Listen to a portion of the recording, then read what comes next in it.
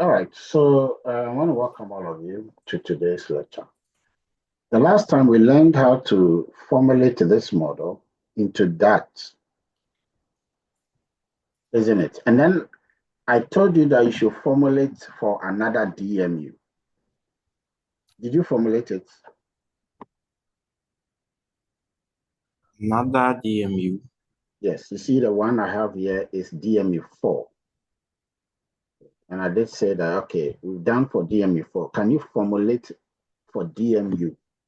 Suppose you're going to estimate efficiency of DMU3.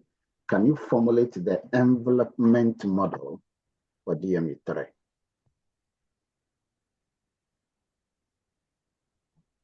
I thought you asked in class, and I think we went through a bit, or was it an assignment? I don't recall.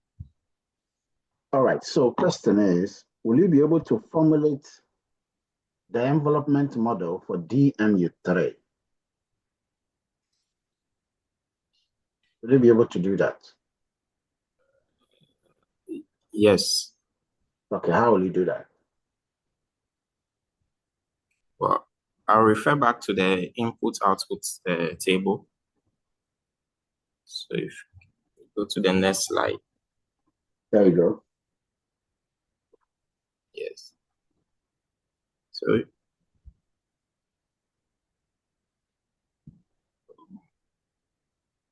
can you give me like 2 minutes so that I try my hands on it? Yes, I can. So go ahead.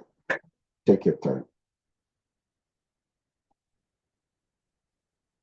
Ready?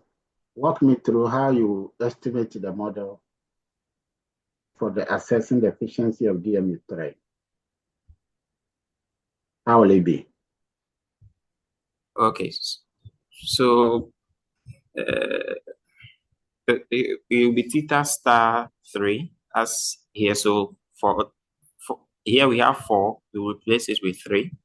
It's equal to minimum theta from lambda j to comma theta subject to. So basically I did it like in a form of a matrix. So I did it 5 by 1 matrix for the constraint for input 1, input 2, and then the output. So when I multiply it, I'll get the first constraint here, and then it will be less than or equal to 2 theta instead of 3 theta. The same applies for the second constraint as well. So the 2 theta remains 2 theta because for DMU3, because for DMU3 we have 2, 2, and 1 for the outputs. So similarly, the outputs remain the same. So it's 1 plus 1 lambda 1 plus 1 lambda 2 greater than or equal to 1. And then the assumption for the constant variable return to scale remains the same. Okay. All right, that's fine. So that is how you formulate the models. You should be able to do that. Okay.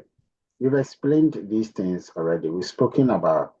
Now you can see that each DMU has a lambda, and this lambda value would determine if you are estimating the efficiency of DMU4 here, because it's relative to the other firms in the technology set, the lambda is applied to the firms, their input and output. So if after estimating that of DMU4, and you realize that that particular lambda weight or coefficient for that peer, as you are assessing the efficiency of the other DMU, if that lambda is 0, it means that that DMU under consideration did not consider that other DMU as important in assessing its efficiency. What the theta is doing here is that the theta in this very input orientation is minimizing the input towards the target. And we saw that in the graph. The theta is a star because we are expecting its value. But then the one without the star is the one that we don't know, which we are minimizing. So once we have minimized, we will now be able to get the actual value of it. It's like the decision variables, the unknown. But in this case, it is also the objective function. So if you remember this very graph that we did, you will notice that that same principle is what we are using. So if you want to write a general technical efficiency model, envelopment model, which in linear programming is actually the primal model, not the dual. This is the primal model. You will have a generalized model like this, and you might see some of these things in the literature. Okay, and the fact that the theta is multiplying that of the input means that we are dealing with input orientation. Now, if that theta is changed to phi, because you don't want to use the same theta for input, theta for output. If you're doing output orientation, instead of theta, you use phi. Okay, and phi looks like something like this. You know, that's the Greek letter phi. If that phi is now attached to the output, that's when we know that you are doing the output orientation.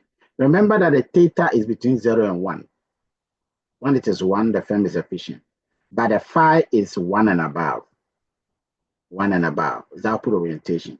Because remember that output, you are increasing the output. Okay. So if it is 1 and above, this phi is 1 or more. If the value is more than 1, it means the firm is inefficient. And if the value is equal to 1, it means the firm is efficient. Other than that, the input orientation and the output orientation don't change. Okay. The interpretation of the input orientation is very important because when you have a score, what it means is that the current input level cannot be reduced. I mean, if you have a score that is equal to 1, it means the current input level cannot be reduced proportionally or radially because the firm has got efficiency score of 1. And when you multiply the 1 by each input and output, that is still going to be the input and output. So it means that the firm is on the frontier and hence is an efficient firm. So understand when the firm is inefficient and when the firm is efficient. But the whole idea of the optimization process is minimizing the theta subject to the weighted sum of inputs of all DMUs being less than or equal to the input of the DMU under evaluation. And the same thing for the output. But the output is greater than, which is for the DMU under evaluation. In the context of linear programming, you have the left-hand side, and then you have the right-hand side of the equation. The right-hand side is available resources. The left-hand side is the used resources. So if it is an input, the right-hand side for the output is an output that is supposed to be produced. And then the left-hand side is the output that was actually produced. So the idea is that the output that is supposed to be produced must be the same as the output that is actually produced. That is when the equality symbol will happen. Okay. Now, if you check this graph, you'll notice that the DMU3 and DMU1 are both inefficient. We saw that in the graph. Now, if DMU3 is inefficient, its input efficiency is measured relative to the 3 prime, which dominates it. We know this from the graph. Okay. But this 3 prime, where did we get it? The last time we said that the 3 prime is a linear combination of 2 and 5. You remember? Yes. It's a linear combination of 2 and 5. So when you have 2 and you have 5, a linear combination of them is also feasible. So the assumption of convexity is operating between 2 and 5. If 2 is feasible, When I say feasible, I mean a real DMU. Real DMU here means you can collect its input and output. You can collect its input and output means that if it is a bank, you can see that this is a bank, EcoBank, and you can find the input deposit, and you can find the output loans. And if that bank is there, and there's another bank which is Stanbic, and it's also there, then between these two banks, there are multiple invisible banks, hypothetical virtual banks that are also there. One of them is this prime. Okay. Now, why do we need to talk about this? Because this one is on the pathway for DMU3. You see, this one for DMU2 is not actually on the pathway. It's not on the radial line. Because you remember, you always reduce proportionally, maintaining the ratio. So DMU2 is real. DMU5 is also real DMU. But DMU3 prime is not real, it's virtual. But that is the one that is on the pathway of DMU3. So how do we get this particular DMU? How do we get this target? Because this target of 3 prime is the one that DMU3 is looking for. How do we get a target?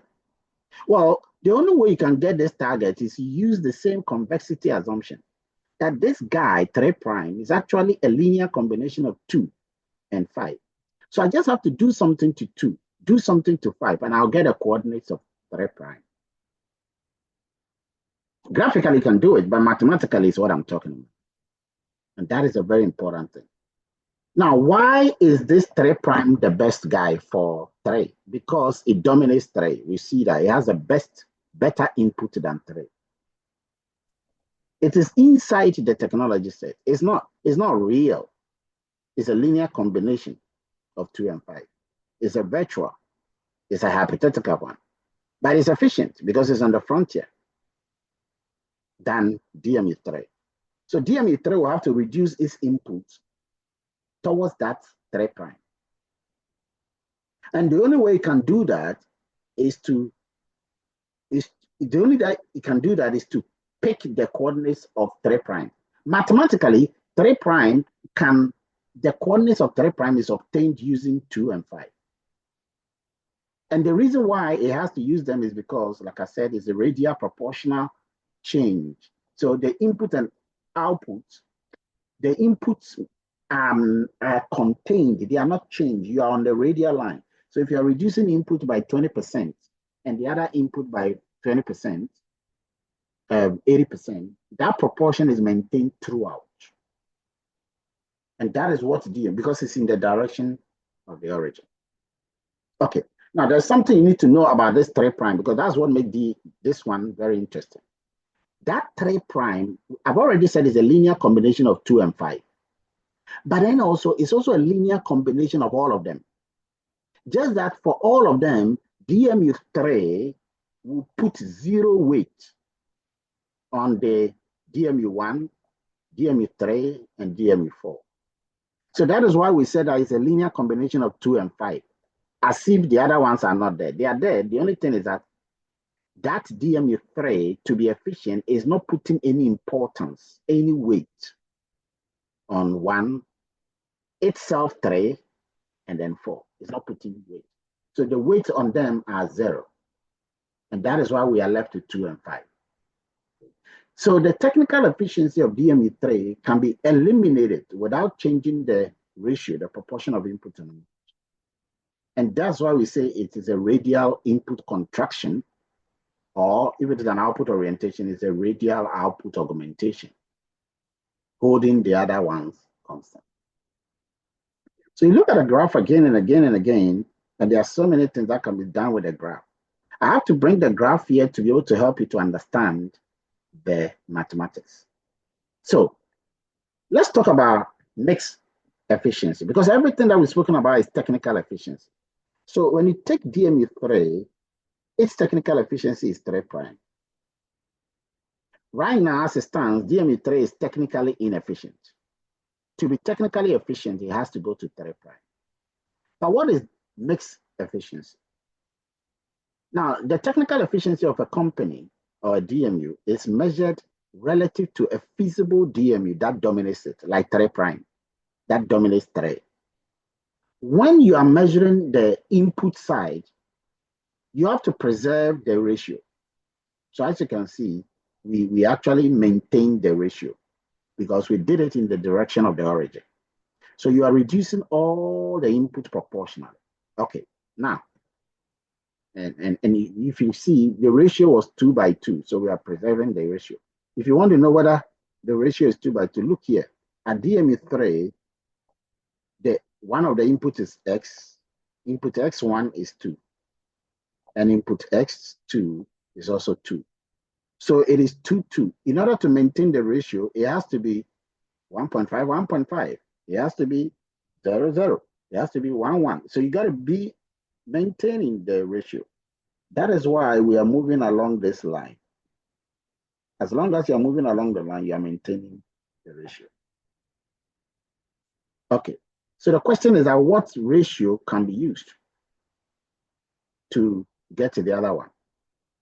Well, 3.3 prime is a benchmark or efficient target for DME3. I've mentioned this many times. Please take note of this word, benchmark. It's another word for efficient target. It's another word for efficient target. And watch the word efficient target. We did not say target. We said efficient target, which means there are some targets that are not efficient. The reason why 3 prime is being chosen is not because it's real. It's not real. I've said it again and again. But it's because it's a linear combination of this. These guys are real. And because they are real, 2 and 5 are real, we call them the real role models for DME3. They are the real role models. But then if you go down them, you will not get the proportional version. Okay. If DME3 is here, decides to go here, okay, once it's going towards 2, it's changing the proportion. Because at that point, it is not it's only reducing the input X1. It's not doing anything to input X2. X2 is still 0. It's not been reduced. And the same way when it goes down here, it is also reducing input X2 and doing nothing. So it's changing the proportion. But as we know, they must be reduced proportionally. Okay. So that is why 3 prime comes in. We use the 3 prime, which is the efficient target for 3. And the reason why 3 prime is great to use is because it is like a duplicate situation for 3. Oh.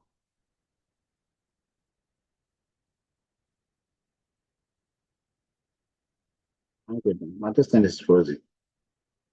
All right. So it's feasible within the production possibility set. 3 prime dominates 3. We know that because it's using less of the input on both sides. And it is producing the same output like 3 in this production set. So it is an excellent benchmark or an excellent target for DME3. So let's go back to this formulation here. Now look at it carefully here again. And now with this formulation you've seen many times, what do you get if you solve the linear program? Now, of course, you can't just look at this and solve it here because there are so many unknowns. Lambda 1, lambda 2, up to lambda 5 are unknown. Theta is also unknown. So we have to use, you can't just use simultaneous equation,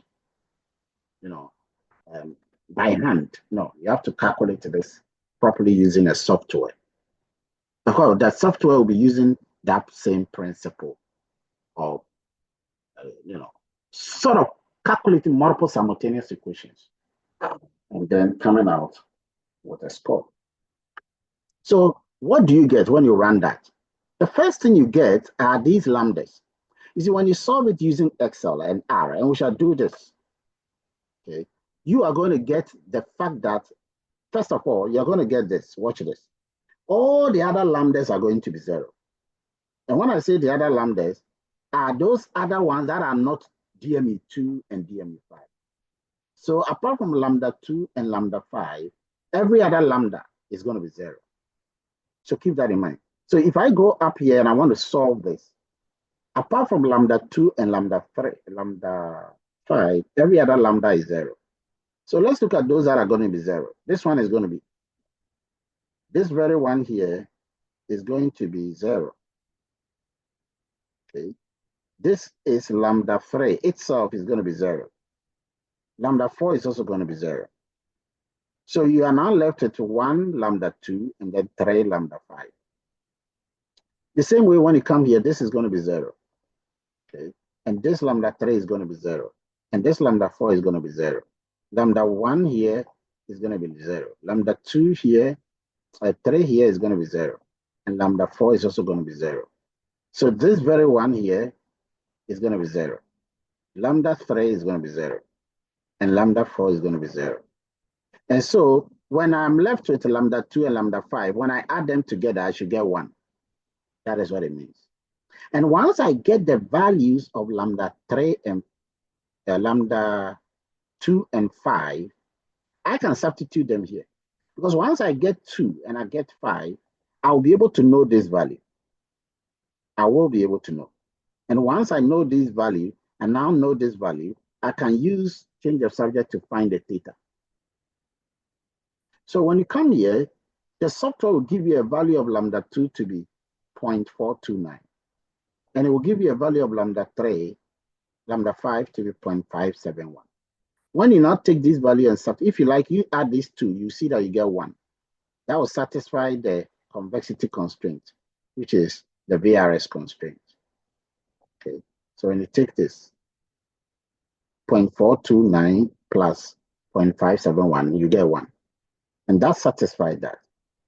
And so once you have the lambdas, finding the theta value is going to be simple. It's going to be easy. So you now say that the efficiency score of DMU4 is 71.4%. Because it's less than 1, it is inefficient. And therefore, it has to reduce its input further. It means that the input is using are too much. Now, this is efficiency of DMU4. This efficiency is a technical efficiency. But there's another efficiency we'll come to. And this DMU4, the fact that you have been given a lambda 2 value and a lambda 5 value means that these two guys are the real peers of DMU4. And for them to be peers means that they're already efficient.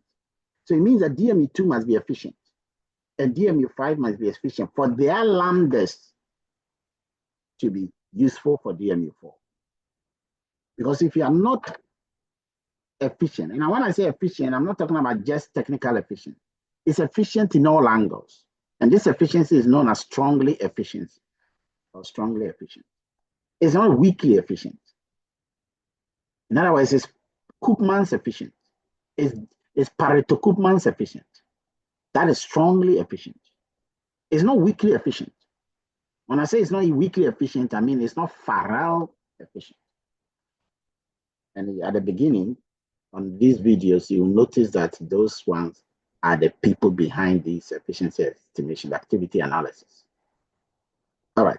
So now let's try to see how do you get a target? And this is the most important thing because you calculate this also in an exam. How do you get the target? How do you get that 3' value? Well, graphically, you can easily find it, right? But this is not graphical anymore. Okay? You're not talking about graphical. We're talking about mathematically. How will you get the target for DMU4? Now, DMU4 is also inefficient. Make no mistake. DMU4 here is inefficient. So its target will be 4' somewhere here. How do you get that value? Graphically, you would have seen it, but if you graphically you don't have, what would you need to find the target? Well, the first thing you need are the coordinate values for DMU4, which you would have been given in a data set. The second are the coordinate values for DMU5, that is the peers, the role models, which you will get in the data set. You also need a coordinate for DMU2. Why? Because once again, it will be given in the table. So you have these things provided in the table. How do you proceed? How do you get a target? Well, you need to use there are two ways of getting the target, by the way. Please write it down somewhere. The first way of getting the target is using the theta value. That's it. That's the first way. That's the first way. The second way of getting the target is using the lambda values.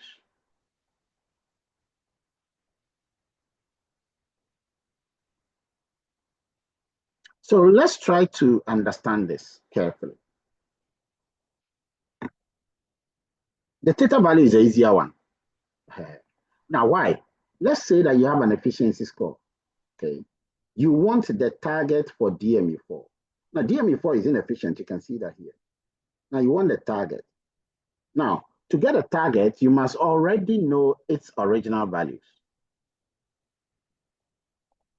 Let's go up. Check the original values for DME4. Because the output has been normalized, the original values are 3 and 2. Those are the original inputs and outputs. Now, we are saying that this input X1 and X2, they are too many. There are too many inputs on it. They got to be reduced.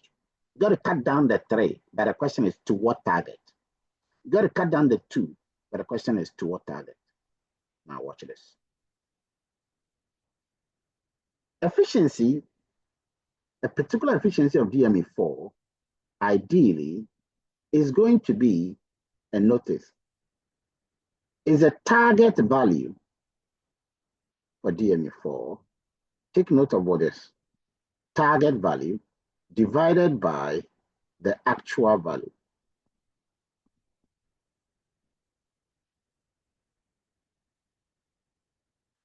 But you also have to incorporate something called slacks.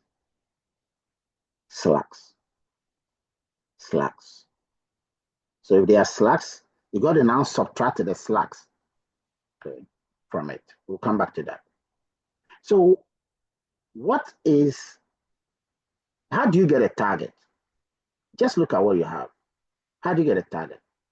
You can use change of subject, can't you?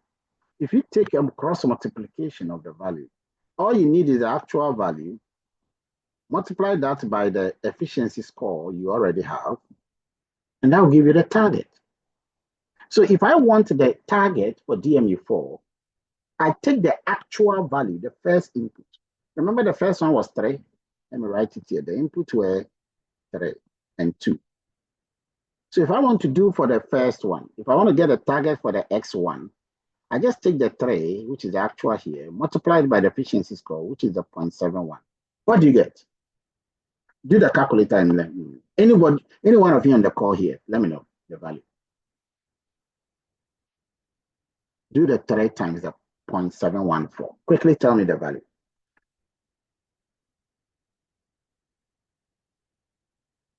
You can type it there or mute yourself and tell me. Anybody? Times 0.714 is 2.142. Exactly. So you get 2.142. That is the input X1 target for this DMU that is already inefficient. So it means that your input you're using is 3. You got to bring it down to 2.142. What about for the second input, which was 2? According to this, it is also too many, and it has to come down. That gives 1.428. 1.428. Okay. So you get that 1.428. So you can see clearly that these are the actual targets. And how do you get a target? It's just using efficiency score and the actual. That is the first way to find the target. Never forget that. Now, if there are some slacks, okay, we got to also deal with the slacks. In other words, you got to subtract the slacks from what you currently have to get to the proper efficient target. Because remember, we are looking for efficient target. Okay. But the question is that we don't have slacks for this. Now, how do we know that we don't have slacks for it? Well, if we have slacks, first of all, the software will give it to us. Second, graphically, you will know that you have slacks. But in real life, you don't deal graphically. So the software will give you the slack for each input and each output. So you get input slack and output slack, or input slack and output slack for each input and output of each DMU. So if you have DMU4 and the DMU4 has got 6 inputs, 6 output, you'll be given the slack value for each of the 6 inputs and each of the 6 outputs. So if the slacks are 0, then we don't have anything to subtract for each of these inputs. This is the first easy way of finding the target. Target analysis is very important. Managers love it because managers don't just want to know that they are inefficient. They just want to know what they got to do to be efficient. And what they got to do to be efficient is to move to the target. And how do they know their target and move there? So finding target is critical for managerial performance. Now, what is the second way of finding the target? The second way of finding the target is using the peers. But what do you mean by using the peers? You see, we've already noticed that this DMU4 has got peers, which are 2 and 5. They are peers for DMU4. Don't forget, they are peers for, they are not peers for everybody yet, but for DMU4 alone, because that's the focus. And so the DMU4 has got input of what? 3 and 2, and they got to be reduced. What DMU4 has to do is take these lambda values, okay, which are the lambda values for DMU4 from 2 and from 5. And they take each one of these and multiply each one and sum them, we call it like sum product for its input. Okay, so let's look at input 3. This input 3 is too much. We need to bring it down. So how do you bring it down? Take the DMU2 here, multiply that DMU2, sorry, the target, the lambda value for DMU4 coming from 2, multiply it not by the input of that DMU4. No. You see, because this lambda is lambda 2, it means that you're going to take this value and multiply it by the input of DMU2. Okay, the input of DMU2. And the input of DMU2, there are 2 inputs DMU2 has. If you like, let's go and check. DMU2, it's got input of what? 1 and another input of 2. So you're going to take that 0.419, multiply it by the 1, and then take that same 0.419 and multiply it by the 2. And so whatever answer you get, okay, that is what this guy is going to learn from DMU2. So when you come here, sorry, you got to do for let me just repeat that. You take this value here, you multiply it by the input, the first input, because you are going to do it for the first input at the go, and you do it for the second. So when you are doing for the first input of DMU4, you are copying from DMU2 and 5, the first input. Okay, so you got to take this value rather, 0.429, multiply it by the first input of DMU2. Then you multiply this one to 0.571 by the first input of DMU5, and then you sum them. So you're taking their first input and multiply it by the lambdas. Then you go and take their second input and multiply it by that same lambdas. After that, you're adding each one. So for the first one, you take 0.429, multiply it by the first input of DMU2, which was 1. Then plus 0.571. I deliberately want to do this because sometimes it can be slightly different. So remember that we are looking for X1 and X2 for DMU4. Don't forget. Okay. And in the first approach, which we call the theta approach, we were using the actual values of this DMU4. But in this second target approach, you are using the lambda values of the peers. Okay, so I'll take 0.429, multiply it by the first input of DMU2, which is 1, then plus 0.5, the second one, multiply it by the first input of DMU5. Now, what is the first input of DMU5? Go up there. The first input of DMU5 is 3, as you can see here. So you're going to multiply it by the first input of DMU5. Oh, come on, this thing is not so.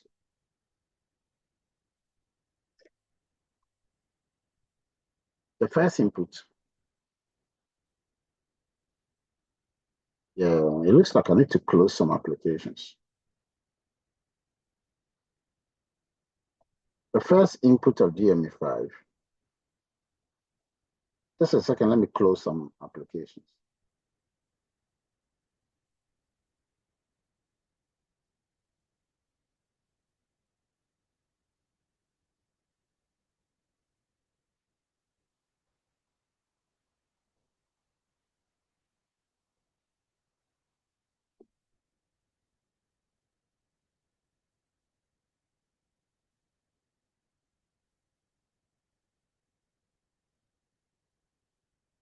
All right, hopefully this will be a bit.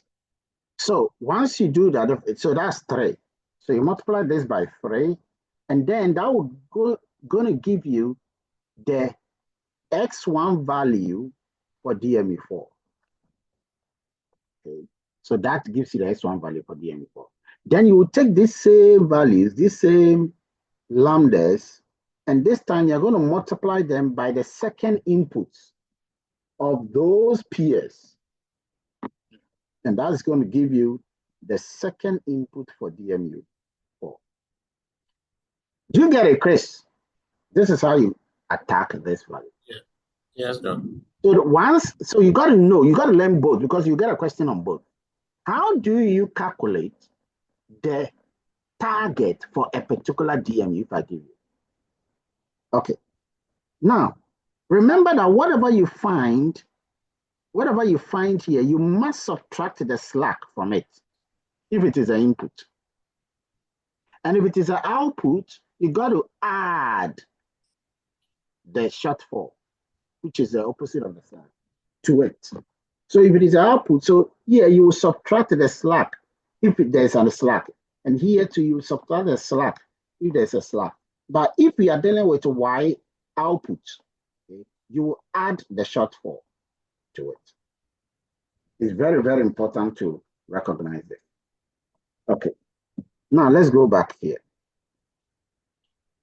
So that is what was done to get the 2.142. And this must also agree with the efficiency score for the target approach. Okay, so the target approach and this theta approach should lead to the same, targets. The same target for that particular DNA. Okay. So you can see that the input values, which is the 2.142 and 1.43, these are the virtual DMU or the 4' for DMU4, which was inefficient. And they are called targets or benchmarks. They are no longer going to be the 3 and 2, which it's currently using. They have to be reduced to those levels for it to go. So you can modify the full model similarly to assess the efficiency of any of the other ones. DMU1, I told you to do for 3, you said it right. This is what you can do for DMU1. And you can see that nothing changes. The only thing that changes is the right-hand side value. You don't even need to go and look at the data set. You can just come here, since you're doing for DMU1, just look at the values for DMU1 on the left-hand side. And all you do is that those values are what you bring to the right-hand side. And then you change the 4 to 1 at the top. So you are only changing these things I've highlighted. You are only changing this. Okay. If you were reformulating it for DMU1, you are only changing these things. That's it. This is all. This thing is all you are changing. Nothing else. Nothing else when you're formulating. In still an input orientation.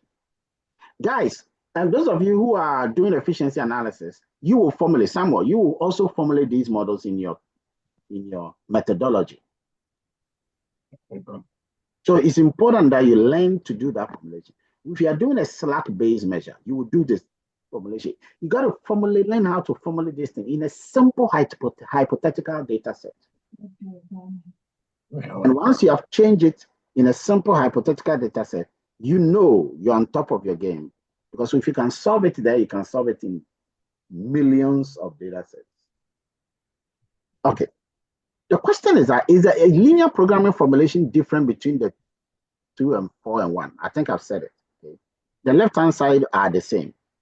The technology set is the same. Both of them operate within the same technology. So that's right. It's the right-hand side that differ.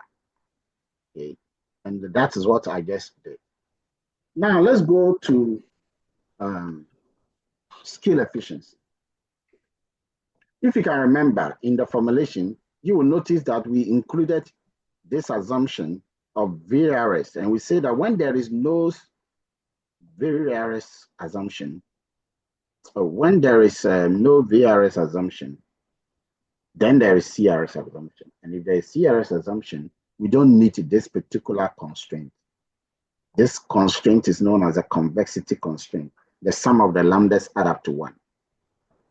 We drop it under CRS. Now, why? And what is intuition? And what is a graphical and mathematical implication of that? Well, mathematical implication is that we drop it. We don't bring this constraint. But what does that mean? First, understand what constant returns to scale mean. Constant returns to scale was the assumption Chance, Cooper, and Rhodes in 1978. That was the assumption they used.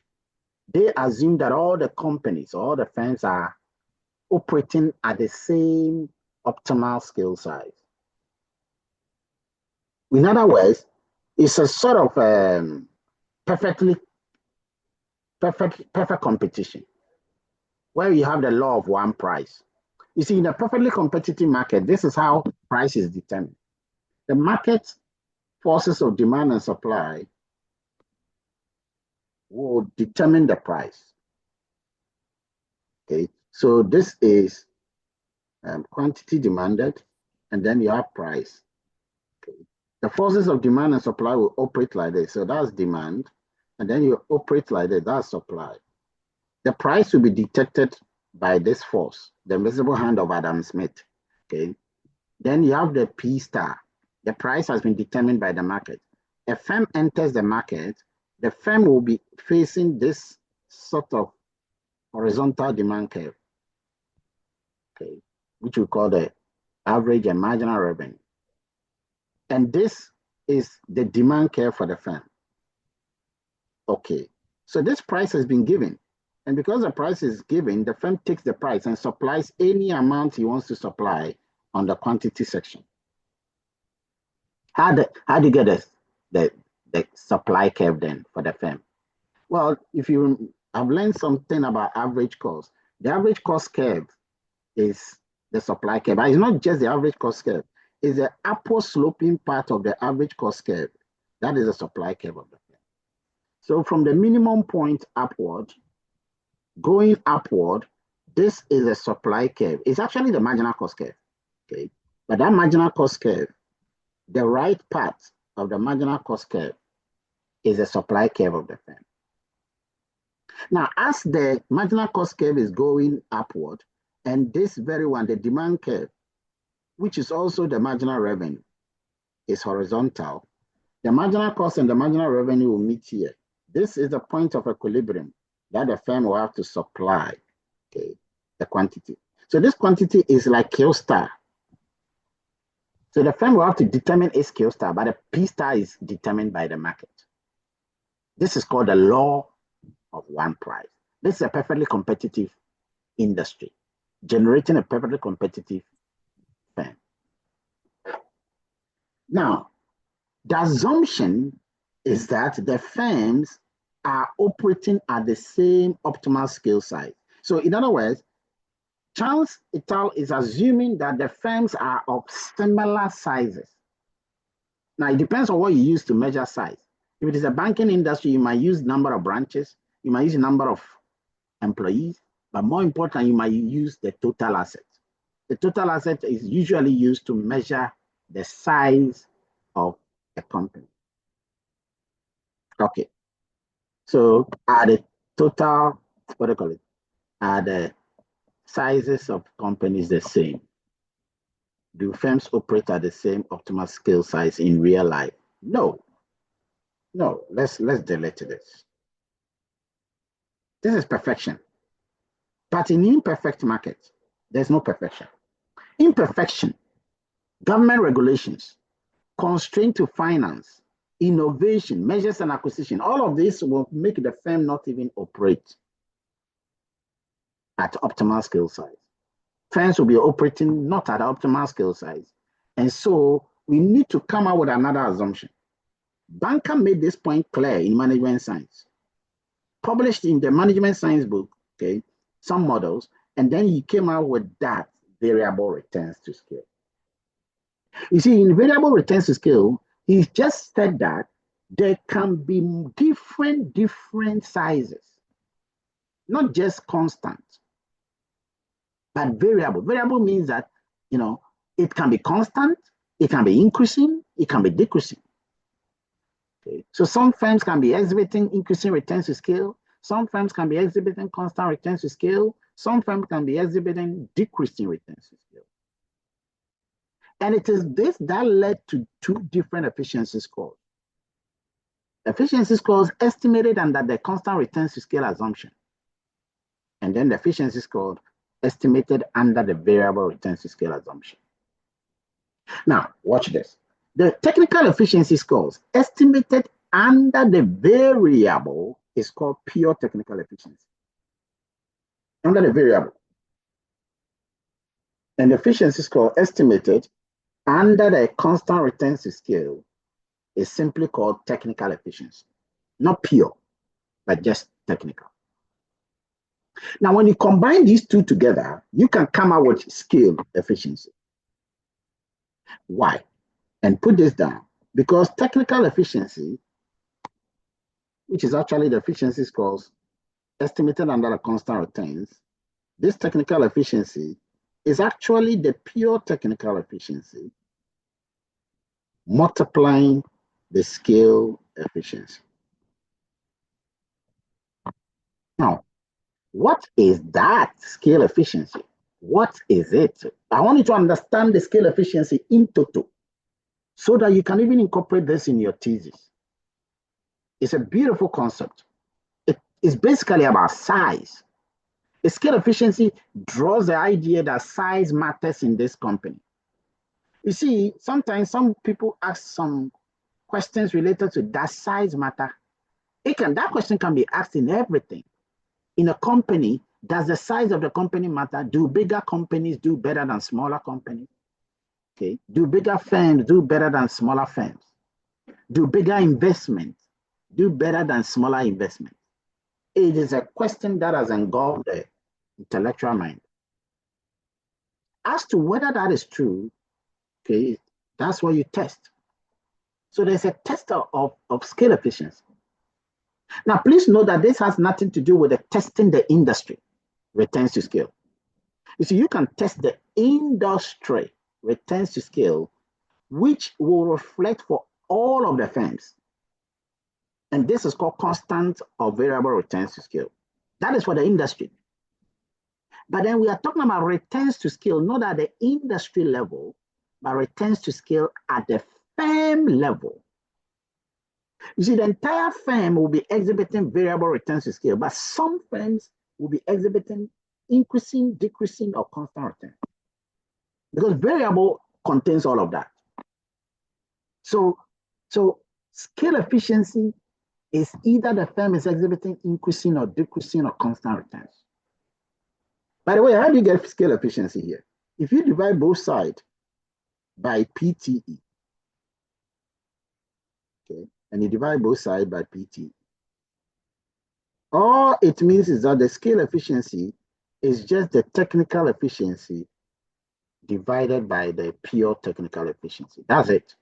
In other words, the technical efficiency under the constant retention scale, which is the first one here, divided by the technical efficiency under the variable retention scale. That will give you the scale efficiency.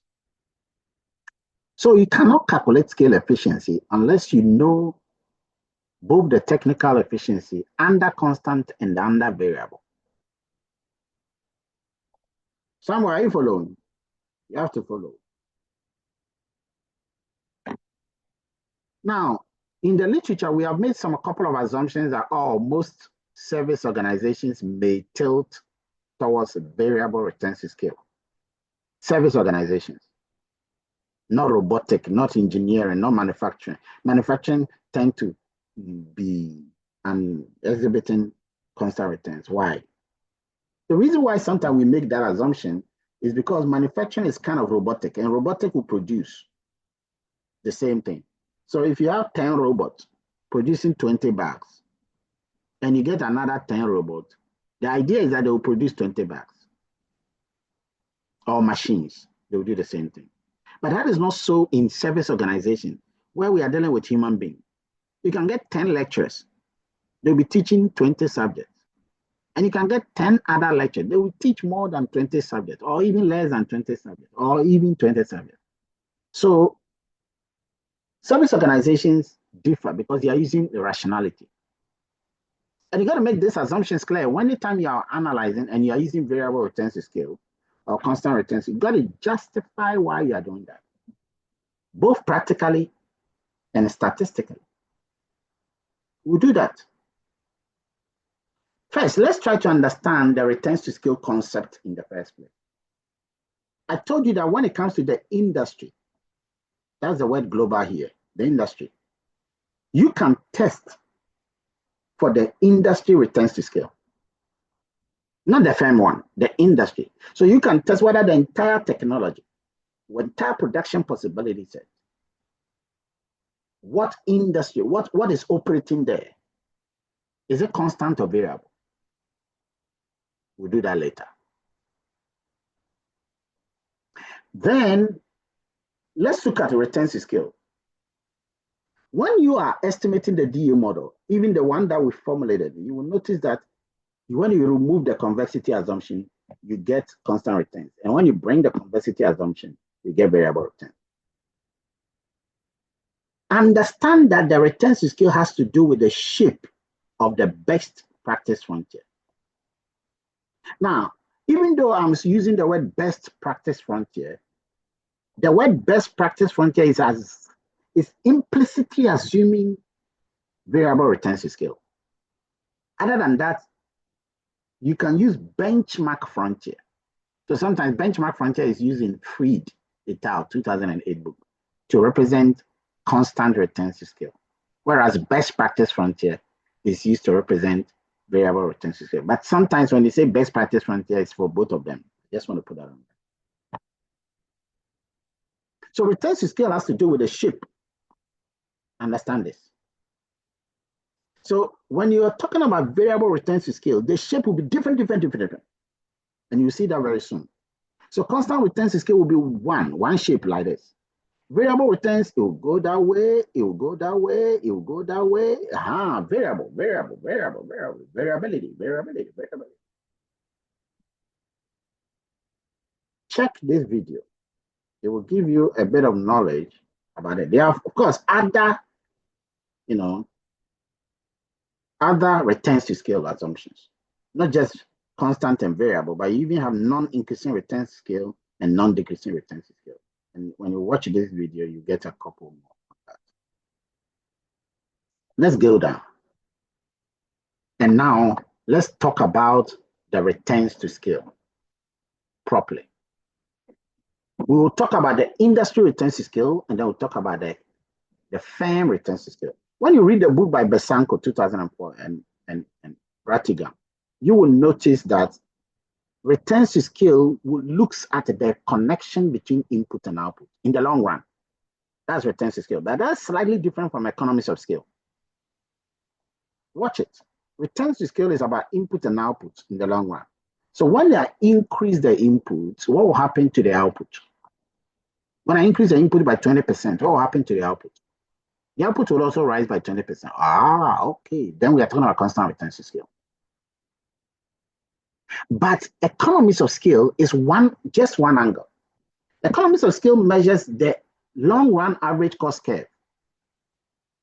How that long run average cost curve is responding when you change the output. So if you are producing more due to the fact that you are of a bigger size, what happens is that you are spreading the cost. Remember, the price is fixed in a perfectly competitive market. So when you produce more, you are getting more revenue. And when you get more revenue, because the price times the cost will give you total cost, now your cost is actually higher.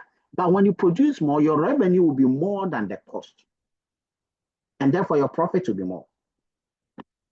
I'm just speaking a lot of things. If this is profit is total revenue minus total cost. Total revenue is actually price times quantity. Okay. Total cost is actually average cost times quantity. And that average cost is the one we are talking about here. That's the average cost here. So watch it. Price is given. So I can put a bar on top of it. Price is given in a perfectly competitive market. And in a perfectly competitive market, the average cost is also given. At equilibrium. At equilibrium. So at equilibrium, the average cost is given, but not at equilibrium. Okay, so let me reduce that. Not at equilibrium. So what is happening is that this cost can rise and fall, So what you can do is that because this very one is going to increase the total cost. Okay. What you can do is to increase the total revenue. Because price is given, the only way to increase the total revenue is to increase the kill. Increase this one. Once you increase the total revenue is rising. This one too is rising. And so cost must either be falling or rising or constant. And if you increase production, your revenue will be high, you'll be at an advantage. So as you are increasing the production and you're getting more money, it will defray the cost that is rising, even it's rising. But so in reality, the average cost is falling. So that is a principle here. So don't connect the two. One has to do with the long run. Now let's come back here. Let's look at local retention scale. So if you estimate the technical efficiency score under the VRS, the one we call technical efficiency score, and you also have to estimate the technical efficiency score under the VRS, the one we call pure technical efficiency. And you can even estimate the technical efficiency score under the NIRS, non-increasing retention scale. And you will call it non-increasing technical efficiency. If you do that, then the VRS assumption is that the weighted sum of the lambdas should be equal to 1. We know this. This is a convexity constraint. The non-increasing returns is this one here. It says that if you scale the input-output downward, but not upward. So this is another assumption that can be assumed. Most of the literature, they don't really work with this assumption. Okay. But it's either this one is there or it's not there, the first one. It's either it's there or it's not there. When it is there like this, it's VRS. When it's not there, it's VRS. Now, if you estimate the technical efficiency under the CRS and it's the same as the under the VRS, then obviously means scale efficiency is 1. Because if you can remember, scale efficiency is the CRS score divided by the VRS score. Most of you will do this, if not all of you. Now, if CRS is equal to 1, and pay attention here, it means the firm, that particular firm or those firms in that corner zone are exhibiting constant retention scale. Okay. If they are not the same, if the CRS and the VRS scores are not the same, then we have to estimate the second one. The software does that. Now, if we now estimate the non-increasing retention scale and compare it with the VRS, and they are the same, the firm is said to be scale inefficient. The efficiency score is less than 1. And that firm is exhibiting increasing retention scale. Now, you will not understand this fully unless you've done the calculation. Now, if the non-increasing retention is not the same as the VRS one, if it's not the same, that same firm, because the other part is if it is the same. If it is the same, the firm is scale inefficient.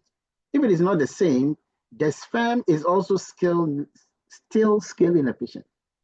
Now, some people talk about the fact that it's less than 1. But if you say it's less than 1 and the other one too is also less than 1, it's confusing. So when you use the DEA software, which we shall use, it will tell you that then the scale inefficiency or the scale inefficient is when the scale efficiency score is greater than 1. Okay, so now that makes sense. It means that the firm is exhibiting decreasing retention scale, not increasing. So watch this. When the scale efficiency score is less than 1, that is increasing returns. When the scale efficiency is greater than 1, that is decreasing returns. Okay, so what is all this increasing return, decreasing return, increasing return, decreasing return? Now, decreasing return means that the firm is too big, so it must decrease its size. Increasing returns means the firm is too small, so it must increase its size.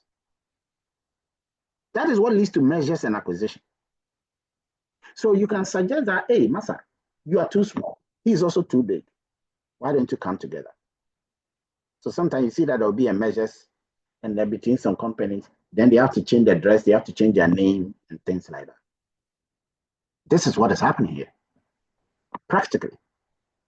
Then the CEO becomes one CEO, and then the other one becomes maybe the head of treasury, head of something. You see, scale efficiency can easily be obtained for each firm if you calculate the technical efficiency under both CRS and VRS using this envelopment analytics. And then you decompose that score, into two, where you have the scale and then pure. The scale is one part, the pure is the one from the VRS score. Take note. There are other types of retention scale that you should know that they exist. You're not going to be using most of them. But the key point is being made here. Take note of how you get scale efficiency. It's an interesting thing. Everything we have said, there's a graphical interpretation of it. There is a graphical way of calculating scale efficiency. It's all here. Take, for example, I told you that scale efficiency, technical efficiency is the one from VRS multiplying the scale efficiency. And then I indicated that scale efficiency is when you divide the technical from CRS by the technical from VRS. That is also here. So look at this data set. Look at it carefully.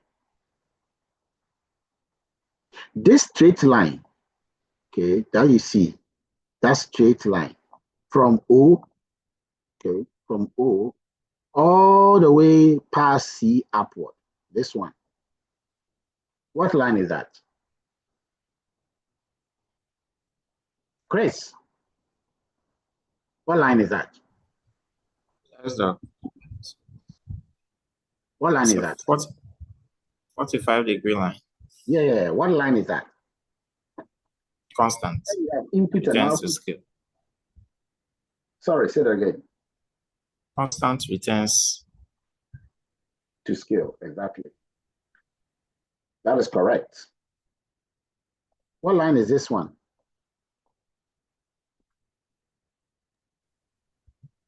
What line is that second one? The one veering off to D? Yes. That will be variable. When you differentiate it, you get lesser than what as the initial one. So it should be variable. So the variable starts from where? And the constant starts from where? Variable from C, constant from the origin. No, check it again carefully. Who can I win? The variable starts from where in the graph? The constant starts from where in the graph? Kwame. Kwame, are you really in this class? Yes, Doc. You don't talk. I'm driving, that's why, but I'm listening. Okay, so tell me then, where does the variable returns to scale start from? So the variable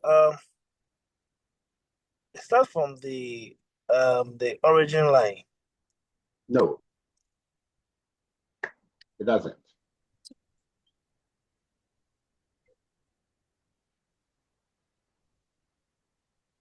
Samuel. Yes, Prof. I think it starts from below the point A. Correct. That's it. Guys, take note. That's where the variable returns to scale start from. You see, when I ask this question, I'll ask up to Emily. That's why you all have to pay attention. As long as you are here, I'll call you.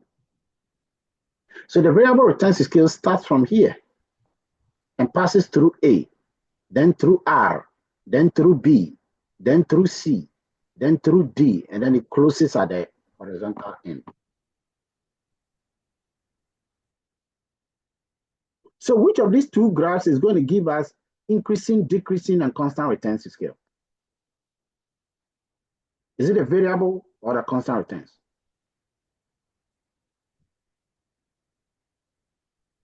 Chris. Please, can you ask the question again? Which of these Which graphs? of these two lines, those are ticked up there, increasing and decreasing returns to scale? Oh, the one varying off to D. Which line is that? Origin O, Q, B, C, D. No.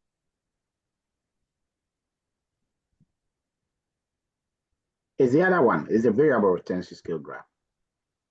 A, R, B, C, D. Correct. There's a lot of exam questions here.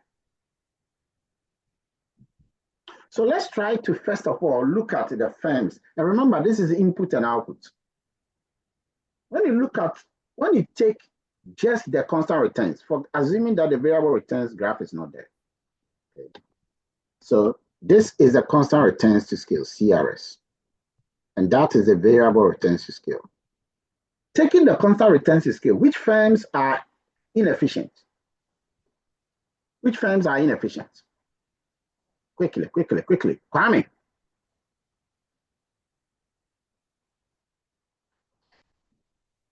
Which firms are inefficient, Kwame?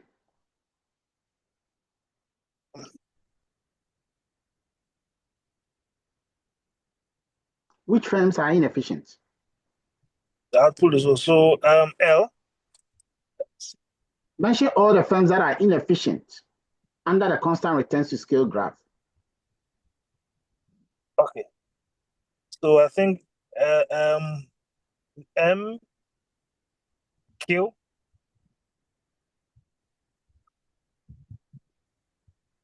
M and Q. That's wrong. Pay attention. Which ones are inefficient under the constant returns to scale graph, Chris? A, R, E, D, P, L. Again. A, R, E, D, and then P, L. I assume since they are not on the CR front. They are on the Y and X axis. Anything on the Y and X axis are not part. Okay, so it's A, R, E. That's it. And D. Kwame, do you know why he said that? I thought that's on the variable. You know why he said that? No, Doc. Ask him. Chris, why that? Well, the firms that define the constant return to scale are QBC, which is on the CRS frontier. So all firms on that frontier are efficient when you are talking about constant return to scale, but those that are not on that line are not efficient when you are talking about constant return to scale.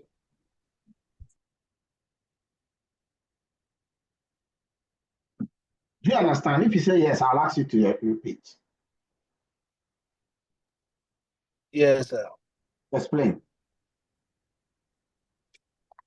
So what I get from Chris is that all the firms on the constant return to scale plane are efficient, and those not on the plane are inefficient. That's what I got. When we are talking about constant. Yes, when I'm talking about constants. All right. Now, under the VRS, which firms are inefficient? Not under the CRS, under the VRS, which ones are inefficient? Kwame.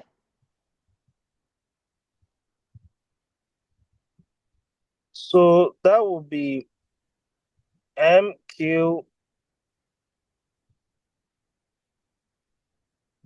Yeah. M and Q. No, that's wrong. Pay attention. You shouldn't be working whilst I'm teaching you. You will lose your thought process. You should be fully engaged in what's happening here. Chris, which ones are efficient under the VRS? Which ones are inefficient under the VRS? MQE. No.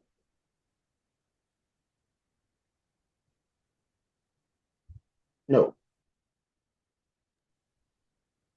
The VRS is ARBCD. Yeah, but M is not even ordered there. M is not part of it. It's not even within that frontier. It's not on it. It's not inside it. Yes, so it's only E. That's it. You are thinking. You are really thinking. Kwame, are you here?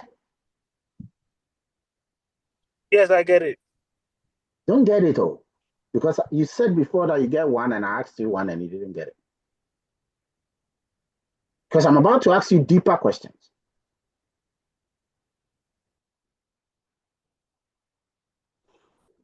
So, which firms are efficient under the VRS, Kwame?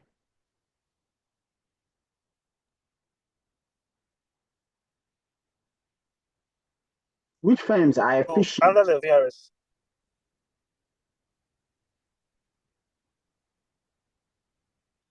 That's yes. ARBCD.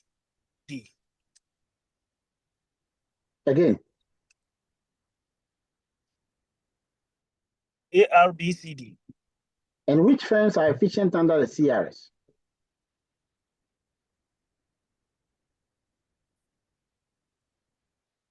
That's QBC. No. MQBC. Good. Pay attention. You see, so graphically speaking, when we are calculating, because A is efficient, but efficient under the VRS, we say A is BCC efficient. So when you look at A, it is BCC efficient. But it is not CRS efficient. Do you realize that? Chris, do you realize that? Yes, sir. So A is BCC efficient, VRS efficient, but not CRS efficient. So what does that tell you? Which one is more likely to give a lot of efficiency scores? CRS or VRS?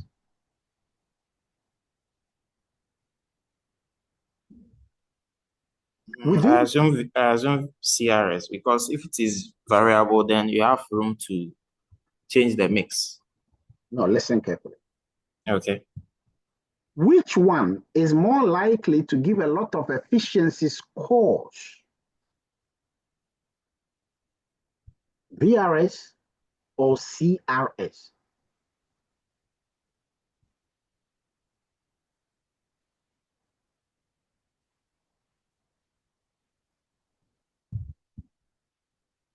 All you got to do is to look for the one that has given a lot of inefficiency scores.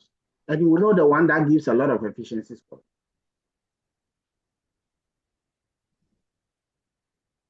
Samuel. Yes, Prof. Help them.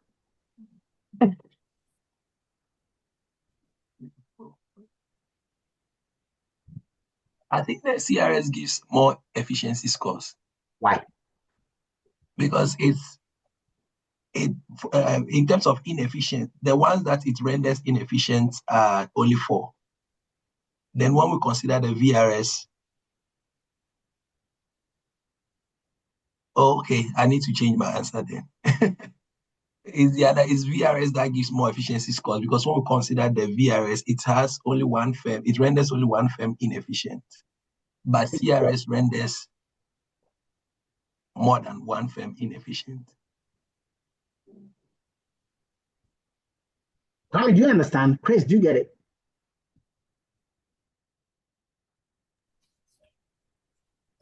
Yes, if you are referencing it that way, yes. A firm that is giving more efficiency scores is a firm who has gotten more of the unit on top of it. And when a firm, for example, when you look at M and Q, they are not on top of the VRS line. They are just outside, so they are not part. So when you look at the VRS, you will notice that the VRS is having a lot of firms that are efficient. A lot of firms that are efficient than the CRS will have. Because the VRS is, if you look at the CRS technology, the technology is a V. Okay?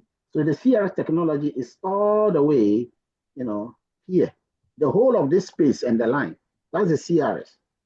But the VRS is taking a portion of that space. So those that are inside that would ordinarily not be efficient, like R and A, they will not be efficient under the CRS, and even D, which will not be efficient under the CRS. All of them are efficient now. So on the basis of this, write this down. On the basis of this, we say that the CRS is more discriminatory than the VRS. Kwame, you are using SBM. Yes, Doc. That's the same thing. The SBM is more discriminatory than these two.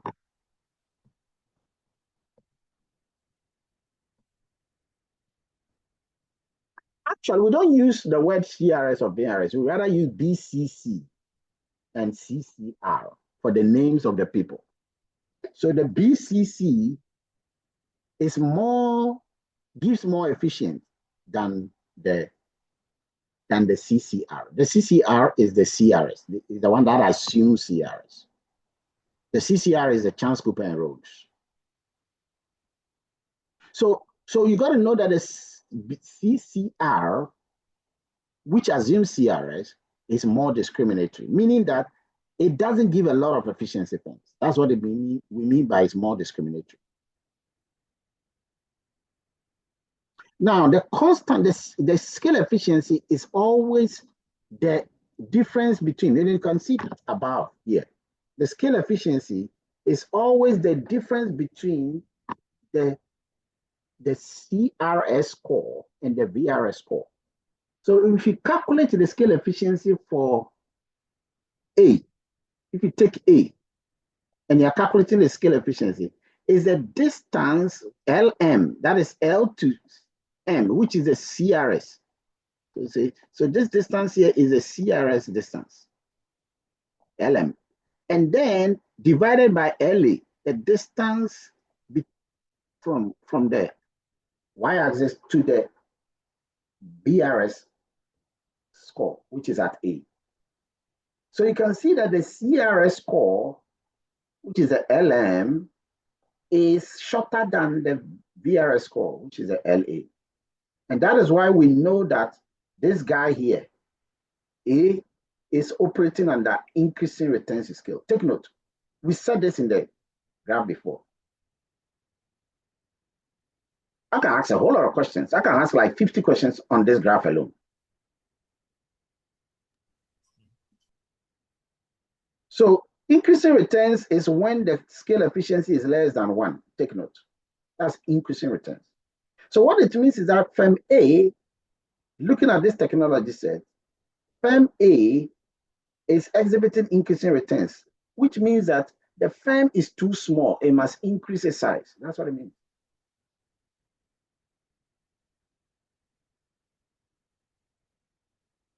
Because the scale efficiency is less than 1. Now, when you go and calculate the scale efficiency for D, what will it be? Will it be less than 1 or greater than 1? Kwame, when you go and calculate the scale efficiency, the input side here, the scale efficiency for D, will it be less than 1 or greater than 1? Kwame? Yes, Doc. Did you hear the question? Yes. Tell me.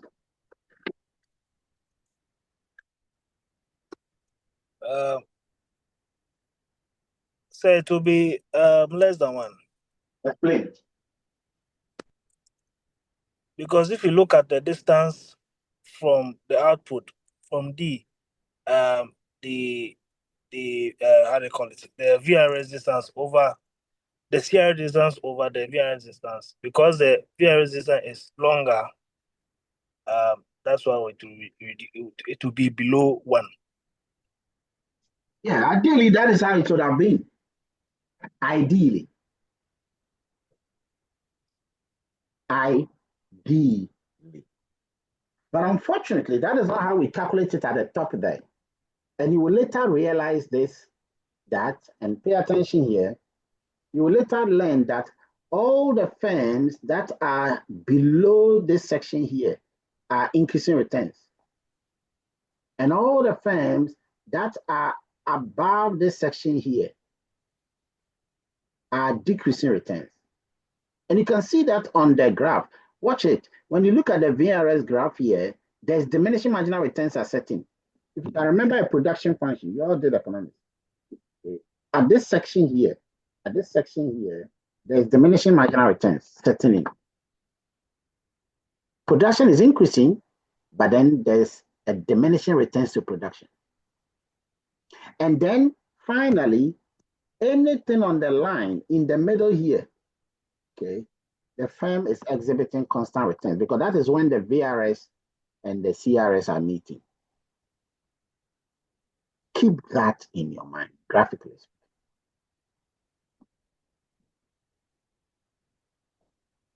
So you should be able to now use this principle to learn a lot about it. And that is a graph I just did here. So the one I just did, this is a typical example of that graph. So anything after the C point here is DRS. Anything between B and C is CRS. Anything below B is IRS. Learn this, master it. So you don't normally will use the graph per se to calculate, because I told you that in the software, the DRS is actually going to be bigger than 1. But the one you just said, you can see that both IRS and DRS, the increasing and then decreasing, they are all going to be less than 1 if you use the graph. But no, in real situation, because there's a diminishing returns at the DRS. Okay. So we have spoken a lot about local returns. Local returns is when you're looking at the firm. Take note. Industry return is when you're looking at all of them. Local returns is good. It's important for managerial decision, like mergers and acquisition, which I said before. A firm operating at CRS must increase its size because it's too small. I've said it over and over again. Take note. The size is small. If the firm can control its size, it should do it because the extra input may be more compensated for by the rise in the output. But a firm that is operating at a constant returns is exhibiting what is known as the minimum production scale size. The minimum production scale size, MPSS, constant returns. So remember scale efficiency computation again. Remember it, okay? And note that scale efficiency measures the relative production loss caused by deviation from the constant returns. We've said that many times. That is why it is CRS score divided by the VRS score.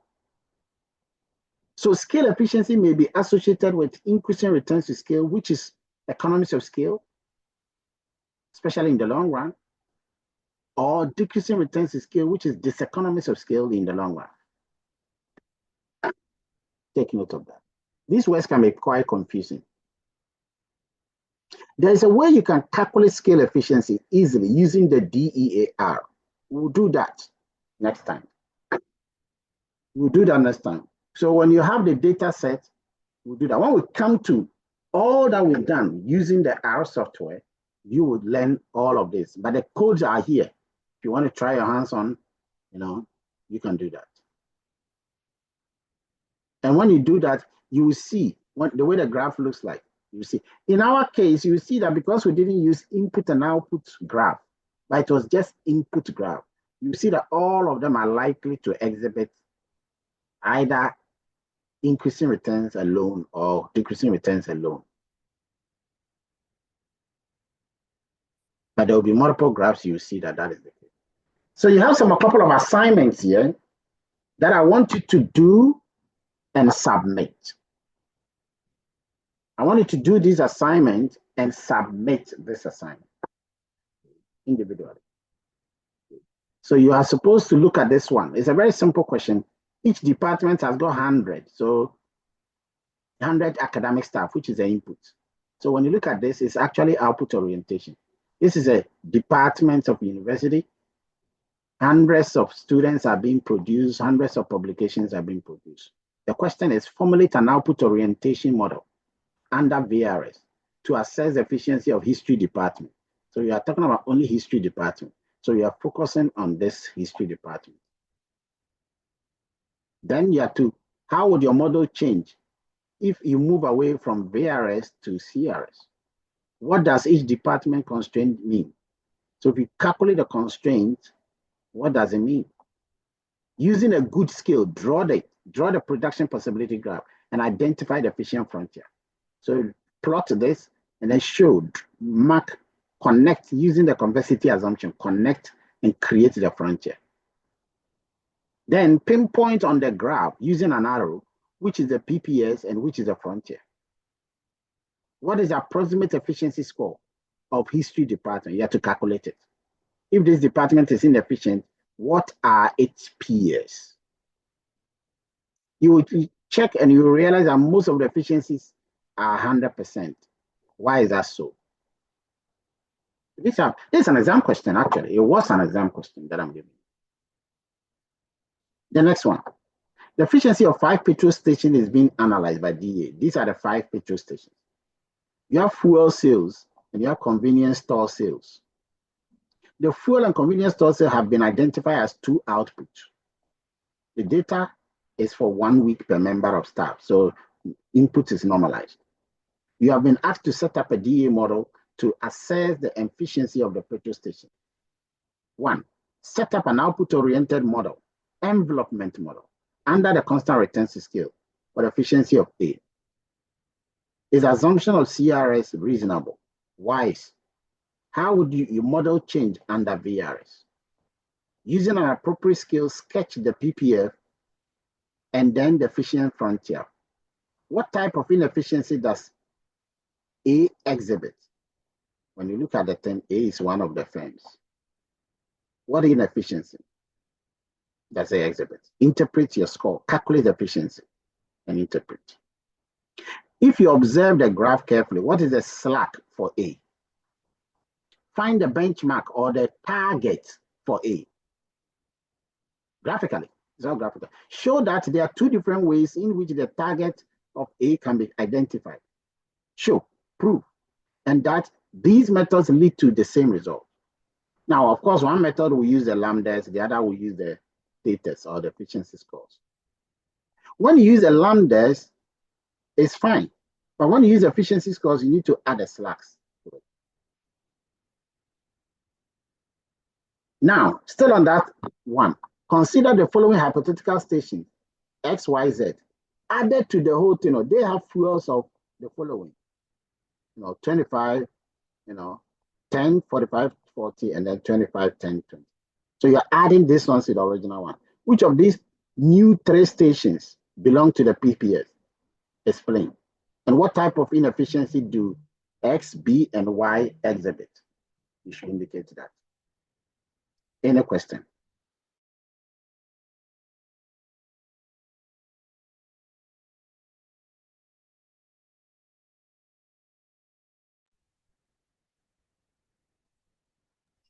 I'm done. Any question? I just have a question. In the recommended text from the course outline, we don't have any DEA book. Oh, there is a book on a lot of them. It's in there. But if you want it, I can even give you the book. So no problem. Okay.